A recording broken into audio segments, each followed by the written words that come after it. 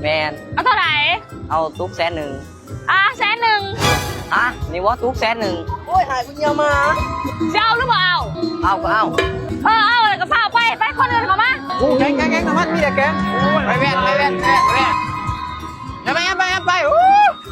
เติมน้ำมันหมูเนี่ย เอาน้องแซงคิวบ่ได้ได้ผุนไปต่อหมูมาจะโดนแล้ว อ้าว ไปต่อทั้งล้างผุนหมูมาจะโดนแล้ว อะไรทีมเนี่ยมาอะไร ออ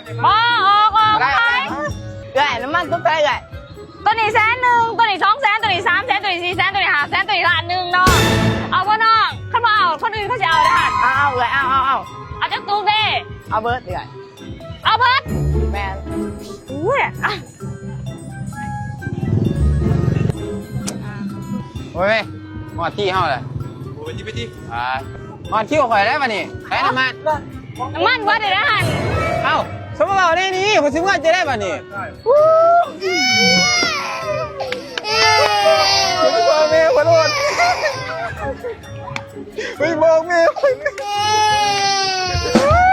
เอาเด้อทุกคนสำหรับใครที่มีปัญหาปากเม้นแขวเรื่องขาพินปูร้ายเลยไปแขวแม่งต่อยาสิพันเขาพอไปใส่เด้อทุกคนเด้อตัวนี้จะเป็นสูตรสมุนไพรเข็มขุ่นสีเทามีฟูอะไรป้องกันแขวแม่งแอม1ใส่ได้2-3 เดือนราคาเพียง79,000 กีบเท่านั้น